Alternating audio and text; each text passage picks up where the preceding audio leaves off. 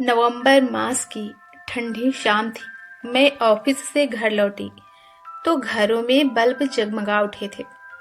सुरभि के घर से आती दुधिया रोशनी ने उसके वापस लौट आने की पुष्टि कर दी थी।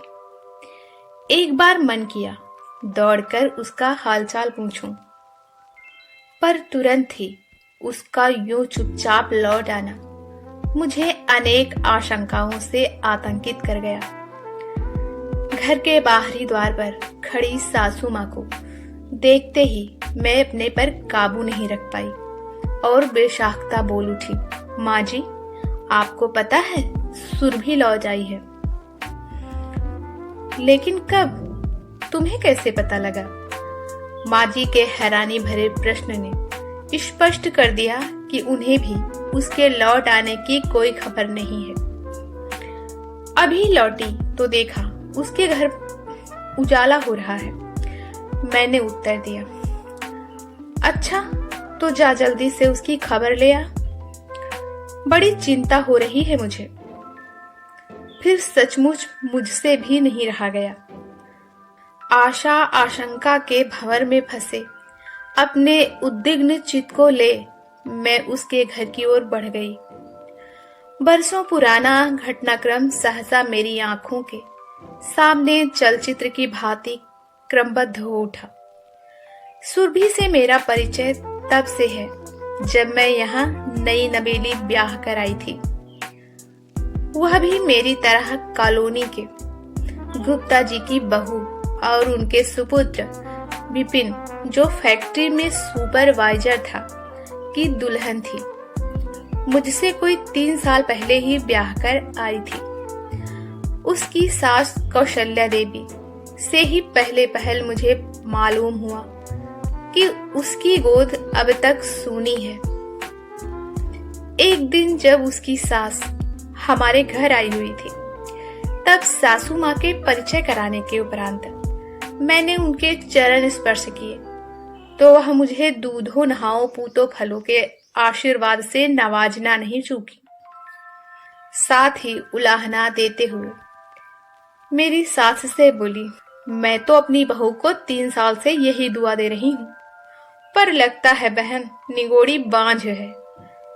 प्रत्युत्तर में मैंने माँ जी को सांत्वना देते हुए सुना, अरे कौशल्या, तुम तो नाहक नाउम्मीद हो रही हो। अभी तो सिर्फ 3 साल हुए हैं। अरे थोड़ा मौज मस्ती करने दो उन्हें, समय आने पर सब ठीक हो जाएगा। इस बीच मैं नेहा नितिन की माँ भी बन गई, पर सुरभि की गोद सूनी ही रही। एक दिन मौका लगने पर एकांत में मैंने उसे टटोला, तुमने किसी डॉक्टर से अपनी जांच वगैरह कभी करवाई? नीति, तुम तो जानती हो मेरी सास को डॉक्टरों से ज्यादा साधु संतों, तांत्रिकों व ओझाओं पर विश्वास है। उसने कहा। मैं हतप्रभ सी रह गई। आज के इस चिकित्सा विज्ञान के क्रांतिकारी युग में कोई इसके चमत्कार से अछूता कैसे रह सकता है? फिर तो आए दिन सुरभि मुझे बताती रहती, आज सासू माँ के साथ फला फला साधु के दर्शनार्थ जाना है, या अमुक अमुक महात्मा शहर में पधारने वाले हैं, उनके सत्संग में जाना है, आदि आदि। आज इस बात को लगभग 8 बरस होने को आए हैं।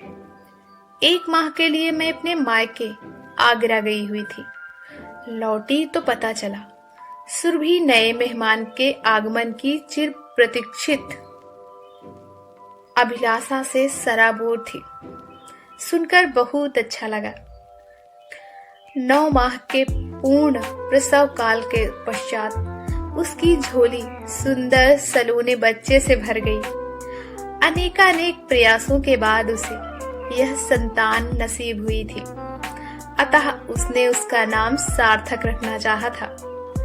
परंतु सासू माँ का मानना था कि यह सब गुरु महाराज वत्सलानंद के आशीर्वाद से संभव हुआ है, अतः बच्चे का नाम दिया गया वत्सल। हालांकि पहले पहल वह सास के इस तर्क से आहत हो उठी थी, पर फिर मैंने ही उसे समझा बुझाकर शांत करने का प्रयास किया था। वैसे तो सार्थक वास्तव में एकदम सटीक नाम है, परंतु वत्सल भी कम सुंदर नाम नहीं है। और फिर नाम में क्या रखा है? वत्सल चाहे ईश्वर की सौगात हो या वत्सलानंद की कृपा का फल, तुम्हें क्या फर्क पड़ता है? नहीं नहीं नीति, तुम गलत समझ रही हो। यह सच है कि वत्सल उन्हीं के प्रताप का फल है। जिस माह हमने उनसे दीक्षा ली थी, उसी माह उनके आशीर्वाद से यह मेरे गर्भ में आ गया। संयोग मात्र को सास अपने गुरु की कृपा समझ बैठी थी। कौशल्या देवी के अंधविश्वासी रंगों में रंगे उसके विचार सुनकर पहली बार मुझे झटका सा लगा। फिर तो यह आम बात हो गई। वत्सल का अन्नप्राशन हो या नामकरण, जन्मोत्सव हो या फिर स्कूल में उसके नामांकन का कार्य, सभी कार्यकलापों के लिए शुभ मुहूर्त स्वामी वत्सलानंद की सुझाई गई तिथियों के हिसाब से क्रियान्वित होने लगे।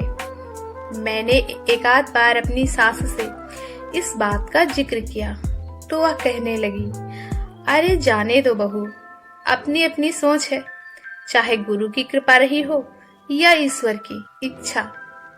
यही क्या कम है कि कौशल्या का घर आंगन बच्चे की किलकारियों से गूंजायमान हो उठा है। सब कुछ निर्बाध गति से चल रहा था कि एक दिन सांझ को बच्चों ने बताया कि स्कूल में प्रार्थना सभा के दौरान वत्सल खड़े खड़े गिर पड़ा और फिर उसे बहुत उल्टियां हुई। अतः मैंने माँ जी को उसका हालचाल ले आने को कहा। माँ जी लौट कर आई तो चिंतामग्न सी दिखी।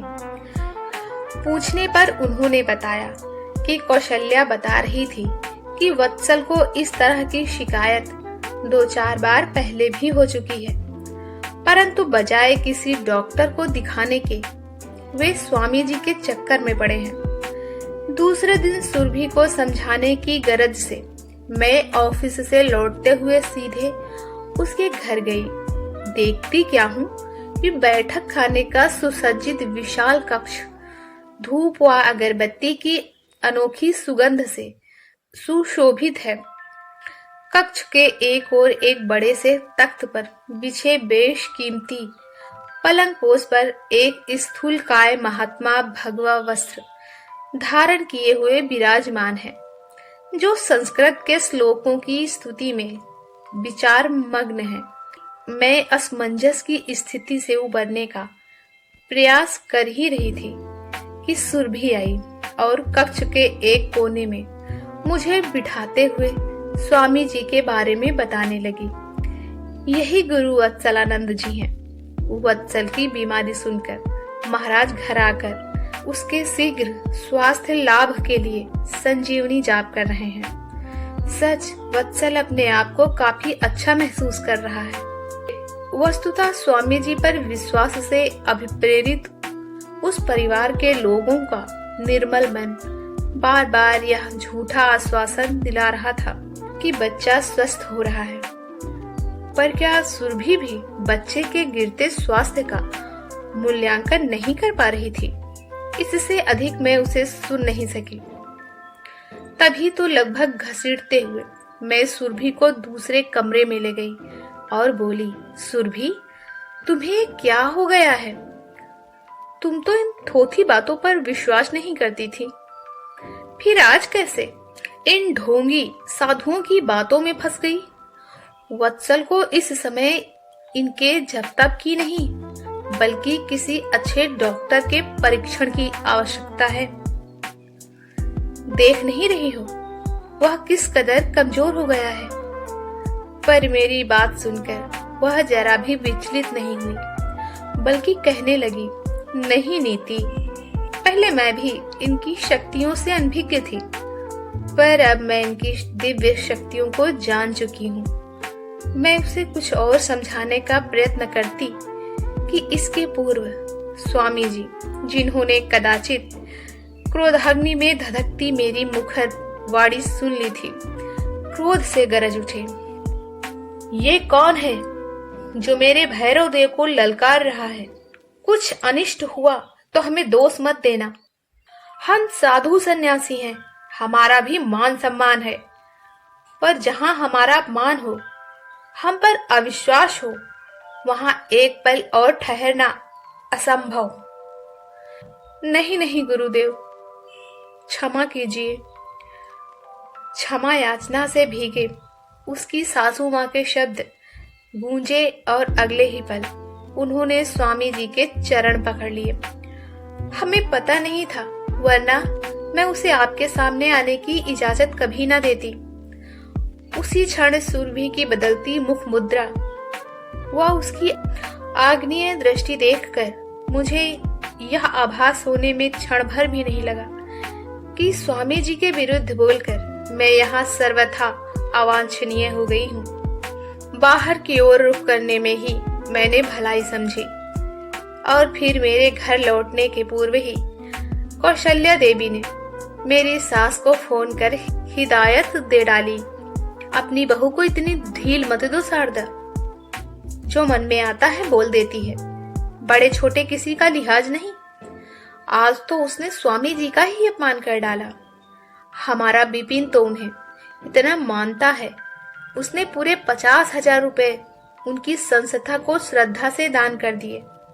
अभी वह ना जाने और क्या क्या सुनाती कि मुझे घर आया देखकर माँ जी ने फोन काट दिया और मुझे संबोधित कर बोली, बेटा तुम क्यों इन लोगों से उलझती हो? वे गड्ढे में गिरना चाहते हैं तो उन्हें कौन रोक सकता है? माँ जी, मैं तो वत्सल की हालत देखकर आपे में नहीं रह सकी थी। यदि चाची जी को इतना बुरा लगा है तो मैं उनसे माफी मांग लूंगी, पर बेचारा वत्सल, मैं आह भर कर रह गई। यूं ही 4-5 माह बीत गए। उस दिन की घटना की कड़वाहट से दोनों परिवारों के मध्य एक शीत युद्ध का मौन पसर गया था। पर कॉलोनी के अन्य लोगों से माँ जी वत्सल की खोज खबर लेती रहती। सुना था कि उसकी हालत दिन पर दिन गिरती जा रही है। स्कूल में भी वह हफ्तों अनुपस्थित रहने लगा है। इधर बच्चों की वार्षिक परीक्षाएं आरंभ हो चुकी थी। परीक्षा के दौरान एक दिन वत्सल चक्कर खाकर सीट से लुढ़क पड़ा, जिससे उसे सिर में गंभीर चोट लग गई। आनन फानन में स्कूल वालों ने उसे शहर के एक बड़े अस्पताल में भर्ती करा दिया। उसी दौरान उसे अनेक परीक्षणों से गुजरना पड़ा। सुनकर मैं भी अपने को रोक नहीं सकी और वत्सल से मिलने अस्पताल जा पहुंची। सुरभि मुझे देखते ही मुझसे लिपट कर रो पड़ी। उसकी सास भी मुझसे नजरें चुरा रही थी। पूछने पर पता चला कि वत्सल को ब्रेन ट्यूमर था, जो घर वालों की लापरवाही की वजह से अधिक जटिल अवस्था में पहुंच गया था। मुझे देखते ही वह फफक फफक कर रो पड़ी और गले से लिपट कर बोली, नीति, तुमने मुझे समझाने का बहुत प्रयास किया था, पर मेरी ही मति भ्रष्ट हो गई थी, जो उस पाखंडी के चक्कर में फंस गई। उसकी आंखों से अंधविश्वास का पर्दा हट चुका था। 2 दिन पश्चात उसे डॉक्टरों के निर्देशानुसार दिल्ली के एक बड़े अस्पताल ले जाया गया। 12 दिनों तक एडमिट रहने के बाद उसका ब्रेन ट्यूमर का ऑपरेशन हुआ कि करीब 10 घंटे बाद उसके होश में आ जाने की खबर सुरभि ने मुझे फोन पर दी। नीति, लगता है ईश्वर ने मेरी सुन ली थी। यही उसका अंतिम संदेश था। जब कुछ दिनों तक कोई खबर नहीं मिली तो उसके देवर के यहाँ फोन किया तो पता चला कि दूसरे ही दिन वह कोमा में चला गया था। तब से सघन चिकित्सा परीक्षण से गुजर रहा है। उसके बाद लाख प्रयत्न करने पर भी कोई खबर नहीं मिल सकी और आज उसका इस तरह आना किसी अनिष्ट की ओर आशंकित कर रहा है। किसी अनिष्ट की कल्पना मात्र से मैं थरथरा उठी। घर पहुंची तो उसका मुख्य द्वार उड़का पड़ा था। उसे ठेल कर मैं भीतर बढ़ी तो सामने नजर पड़ी सुरभि फटी फटी नजरों से शून्य में ताक रही है। उसके भाई भाभी ने किसी तरह उसे थाम रखा था। सास भी अपना सिर पकड़कर गमगीन सी फर्श की ओर एकटक निहार रही थी। विपिन प्रस्तर की बुत बने एक कोने में बैठे थे। उनके बुझे बुझे चेहरों ने मेरे अनुमानित अनिष्ट की पुष्टि कर दी थी। सुरभि की भाभी ने ही बताया कि कोमा में जाने के 5 दिन बाद उसे पुनः होश आ गया था। उस दिन उसने माँ के हाथों से दलिया भी खाया था, तो हमारी खोई आस भी लौट आई। परंतु उस दिन वह शायद माँ की ममता को तृप्त करने, उस जगी आस को झूठा साबित करने को ही जागृत हुआ था। उस रात वह जो सोया तो फिर कभी नहीं जागा। बताते बताते वह स्वयं रो पड़ी। मैं भी अपने आंसुओं को कहाँ रोक पाई थी। एक नन्हा मासूम सा बच्चा अंधविश्वासों की बलि चढ़ गया था। अंधविश्वास की इतनी बड़ी सजा आखिर उस मासूम को ही क्यों मिली? काश इन ढोंगी साधु सन्यासियों के लिए भी कानून में मृत्यु दंड का प्रावधान होता, जो भोले भाले लोगों को अपने झूठे जाल में फांसकर इनके जीवन तक से खेलने से नहीं हिचकिचाते। सुरभि इस हादसे से उन्मादित हो उठी थी। कभी वह विभत्स हंसी हंसती, तो कभी उसकी मर्म भेदी चीख हृदय पर शूल बनकर उतर जाती। अंधविश्वास की धुंध छटने में सचमुच बहुत देर लग चुकी थी और हकीकत की सुबह काली अंधेरी रात से भी अधिक स्याह प्रतीत हो रही थी। मेरे कानों में मानो वत्सल का प्रश्न गूंज रहा था, आखिर क्यों हुआ यह सब मेरे साथ? अभी आप सुन रहे थे दयाहित जी द्वारा लिखी बहुत ही मार्मिक कहानी आखिर क्यों। नवंबर मास की ठंडी शाम थी। मैं ऑफिस से घर लौटी तो घरों में बल्ब जगमगा उठे थे। सुरभि के घर से आती दुधिया रोशनी ने उसके वापस लौट आने की पुष्टि कर दी थी। एक बार मन किया दौड़कर उसका हालचाल पूछूं, पर तुरंत ही उसका यूं चुपचाप लौट आना मुझे अनेक आशंकाओं से आतंकित कर गया। घर के बाहरी द्वार पर खड़ी सासू माँ को देखते ही मैं अपने पर काबू नहीं रख पाई और बेशाख्ता बोल उठी, माँ जी, आपको पता है सुरभि लौट आई है। लेकिन कब? तुम्हें कैसे पता लगा? माँ जी के हैरानी भरे प्रश्न ने स्पष्ट कर दिया कि उन्हें भी उसके लौट आने की कोई खबर नहीं है। अभी लौटी तो देखा उसके घर उजाला हो रहा है। मैंने उत्तर दिया, अच्छा तो जा जल्दी से उसकी खबर ले आ। बड़ी चिंता हो रही है मुझे। फिर सचमुच मुझसे भी नहीं रहा गया। आशा आशंका के भंवर में फंसे अपने उद्विग्न चित्त को ले मैं उसके घर की ओर बढ़ गई। बरसों पुराना घटनाक्रम सहसा मेरी आंखों के सामने चलचित्र की भांति क्रमबद्ध हो उठा। सुरभि से मेरा परिचय तब से है जब मैं यहाँ नई नवेली ब्याह कर आई थी। वह भी मेरी तरह कॉलोनी के गुप्ता जी की बहू और उनके सुपुत्र विपिन, जो फैक्ट्री में सुपरवाइजर था, की दुल्हन थी। मुझसे कोई 3 साल पहले ही ब्याह कर आई थी। उसकी सास कौशल्या देवी से ही पहले पहल मुझे मालूम हुआ कि उसकी गोद अब तक सूनी है। एक दिन जब उसकी सास हमारे घर आई हुई थी, तब सासू माँ के परिचय कराने के उपरांत मैंने उनके चरण स्पर्श किए तो वह मुझे दूधों नहाओ पूतो फलों के आशीर्वाद से नवाजना नहीं चूकी। साथ ही उलाहना देते हुए मेरी सास से बोली, मैं तो अपनी बहू को 3 साल से यही दुआ दे रही हूँ, पर लगता है बहन निगोड़ी बांझ है।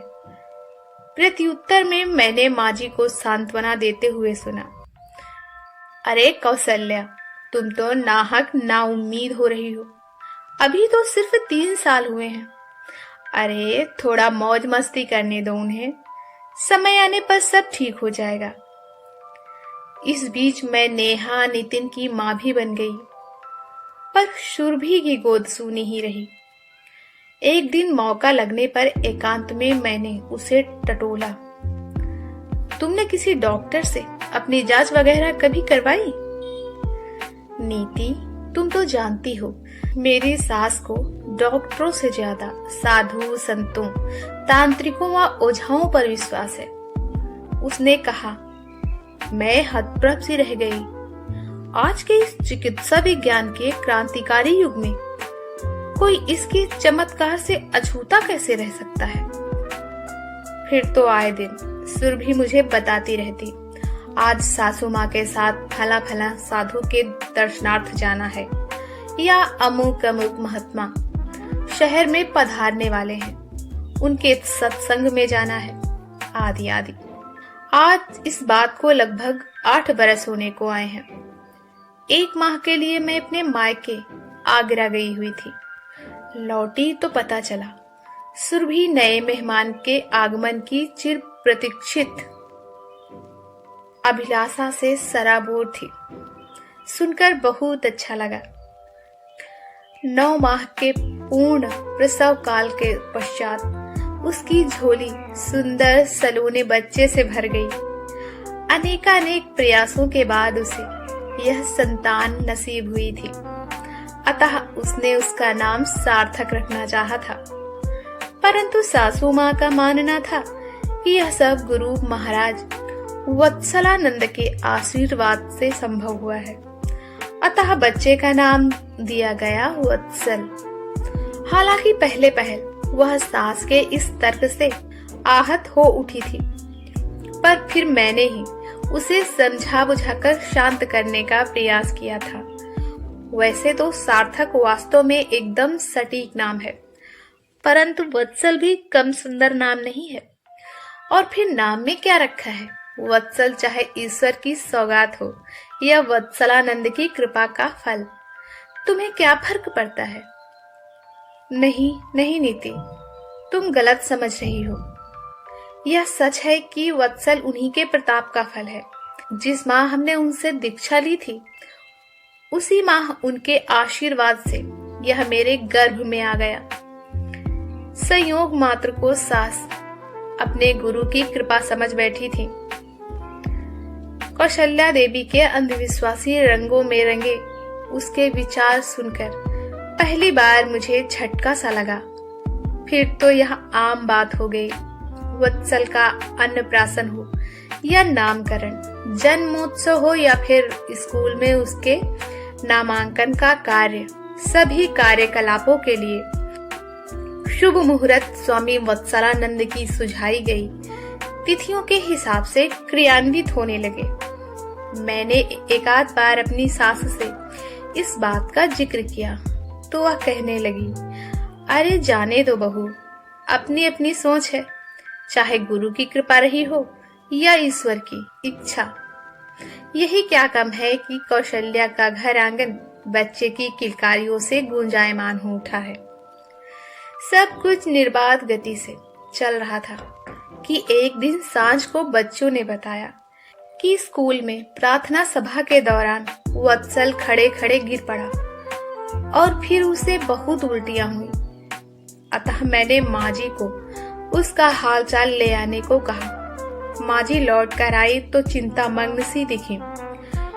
पूछने पर उन्होंने बताया कि कौशल्या बता रही थी कि वत्सल को इस तरह की शिकायत 2-4 बार पहले भी हो चुकी है, परंतु बजाय किसी डॉक्टर को दिखाने के वे स्वामी जी के चक्कर में पड़े हैं। दूसरे दिन सुरभि को समझाने की गरज से मैं ऑफिस से लौटते हुए सीधे उसके घर गई।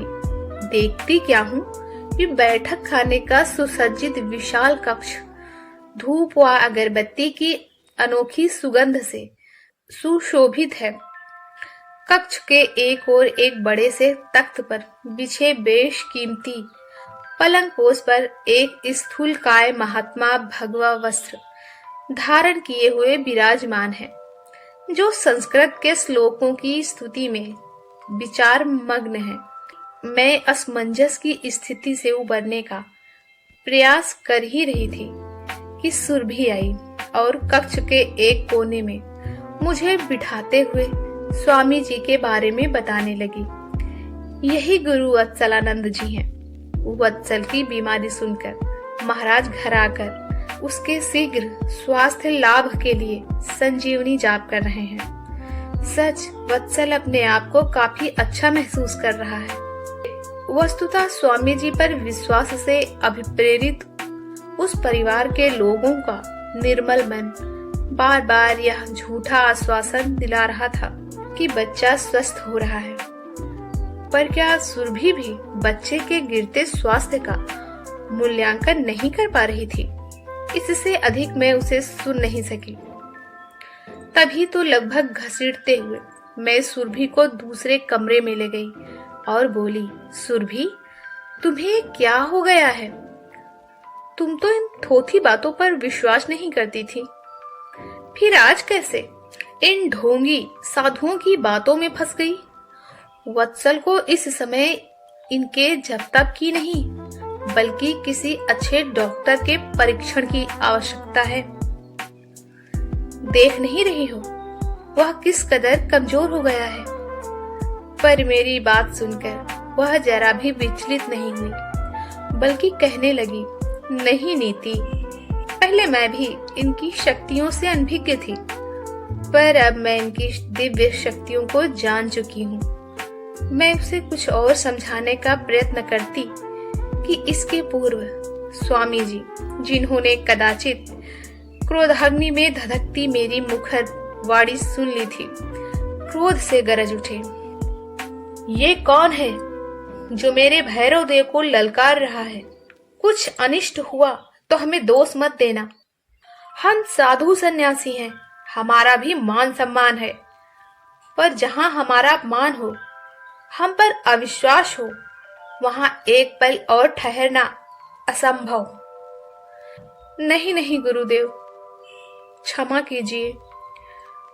क्षमा याचना से भीगे उसकी सासू माँ के शब्द गूंजे और अगले ही पल उन्होंने स्वामी जी के चरण पकड़ लिए। हमें पता नहीं था, वरना मैं उसे आपके सामने आने की इजाजत कभी ना देती। उसी क्षण सुरभि की बदलती मुख मुद्रा व उसकी आग्नेय दृष्टि देखकर मुझे यह आभास होने में क्षण भर भी नहीं लगा कि स्वामी जी के विरुद्ध बोलकर मैं यहाँ सर्वथा अवांछनीय हो गई हूँ। बाहर की ओर रुख करने में ही मैंने भलाई समझी और फिर मेरे घर लौटने के पूर्व ही कौशल्या देवी ने मेरी सास को फोन कर हिदायत दे डाली, अपनी बहू को इतनी ढील मत दो शारदा, जो मन में आता है बोल देती है, बड़े छोटे किसी का लिहाज नहीं। आज तो उसने स्वामी जी का ही अपमान कर डाला। हमारा बिपिन तो उन्हें इतना मानता है, उसने पूरे 50,000 रुपए उनकी संस्था को श्रद्धा से दान कर दिए। अभी वह ना जाने और क्या क्या सुनाती कि मुझे घर आया देखकर माँ जी ने फोन काट दिया और मुझे संबोधित कर बोली, बेटा तुम क्यों इन लोगों से उलझती हो? वे गड्ढे में गिरना चाहते हैं तो उन्हें कौन रोक सकता है? माँ जी, मैं तो वत्सल की हालत देखकर आपे में नहीं रह सकी थी। यदि चाची जी को इतना बुरा लगा है तो मैं उनसे माफी मांग लूंगी, पर बेचारा वत्सल, मैं आह भर कर रह गई। यूं ही 4-5 माह बीत गए। उस दिन की घटना की कड़वाहट से दोनों परिवारों के मध्य एक शीत युद्ध का मौन पसर गया था। पर कॉलोनी के अन्य लोगों से माँ जी वत्सल की खोज खबर लेती रहती। सुना था कि उसकी हालत दिन पर दिन गिरती जा रही है। स्कूल में भी वह हफ्तों अनुपस्थित रहने लगा है। इधर बच्चों की वार्षिक परीक्षाएं आरंभ हो चुकी थी। परीक्षा के दौरान एक दिन वत्सल चक्कर खाकर सीट से लुढ़क पड़ा, जिससे उसे सिर में गंभीर चोट लग गई। आनन फानन में स्कूल वालों ने उसे शहर के एक बड़े अस्पताल में भर्ती करा दिया। उसी दौरान उसे अनेक परीक्षणों से गुजरना पड़ा। सुनकर मैं भी अपने को रोक नहीं सकी और वत्सल से मिलने अस्पताल जा पहुंची। सुरभि मुझे देखते ही मुझसे लिपट कर रो पड़ी। उसकी सास भी मुझसे नजरें चुरा रही थी। पूछने पर पता चला कि वत्सल को ब्रेन ट्यूमर था, जो घर वालों की लापरवाही की वजह से अधिक जटिल अवस्था में पहुंच गया था। मुझे देखते ही वह फफक फफक कर रो पड़ी और गले से लिपट कर बोली, नीति, तुमने मुझे समझाने का बहुत प्रयास किया था, पर मेरी ही मति भ्रष्ट हो गई थी, जो उस पाखंडी के चक्कर में फंस गई। उसकी आंखों से अंधविश्वास का पर्दा हट चुका था। 2 दिन पश्चात उसे डॉक्टरों के निर्देशानुसार दिल्ली के एक बड़े अस्पताल ले जाया गया। 12 दिनों तक एडमिट रहने के बाद उसका ब्रेन ट्यूमर का ऑपरेशन हुआ कि करीब 10 घंटे बाद उसके होश में आ जाने की खबर सुरभि ने मुझे फोन पर दी। नीति, लगता है ईश्वर ने मेरी सुन ली थी। यही उसका अंतिम संदेश था। जब कुछ दिनों तक कोई खबर नहीं मिली तो उसके देवर के यहाँ फोन किया तो पता चला कि दूसरे ही दिन वह कोमा में चला गया था। तब से सघन चिकित्सा परीक्षण से गुजर रहा है। उसके बाद लाख प्रयत्न करने पर भी कोई खबर नहीं मिल सकी और आज उसका इस तरह आना किसी अनिष्ट की ओर आशंकित कर रहा है। किसी अनिष्ट की कल्पना मात्र से मैं थरथरा उठी। घर पहुंची तो उसका मुख्य द्वार उड़का पड़ा था। उसे ठेल कर मैं भीतर बढ़ी तो सामने नजर पड़ी। सुरभि फटी फटी नजरों से शून्य में ताक रही है। उसके भाई भाभी ने किसी तरह उसे थाम रखा था। सास भी अपना सिर पकड़कर गमगीन सी फर्श की ओर एकटक निहार रही थी। विपिन प्रस्तर की बुत बने एक कोने में बैठे थे। उनके बुझे बुझे चेहरों ने मेरे अनुमानित अनिष्ट की पुष्टि कर दी थी। सुरभि की भाभी ने ही बताया कि कोमा में जाने के 5 दिन बाद उसे पुनः होश आ गया था। उस दिन उसने माँ के हाथों से दलिया भी खाया था, तो हमारी खोई आस भी लौट आई। परंतु उस दिन वह शायद माँ की ममता को तृप्त करने, उस जगी आस को झूठा साबित करने को ही जागृत हुआ था। उस रात वह जो सोया तो फिर कभी नहीं जागा। बताते बताते वह स्वयं रो पड़ी। मैं भी अपने आंसुओं को कहाँ रोक पाई थी। एक नन्हा मासूम सा बच्चा अंधविश्वासों की बलि चढ़ गया था। अंधविश्वास की इतनी बड़ी सजा आखिर उस मासूम को ही क्यों मिली?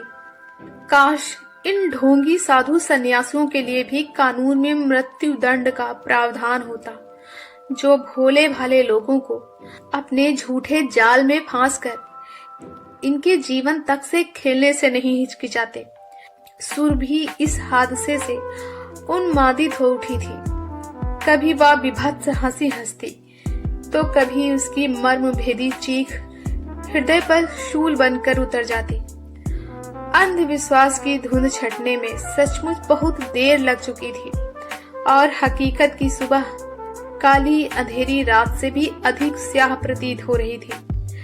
मेरे कानों में मानो वत्सल का प्रश्न गूंज रहा था, आखिर क्यों हुआ यह सब मेरे साथ? अभी आप सुन रहे थे दयाहित जी द्वारा लिखी बहुत ही मार्मिक कहानी आखिर क्यों।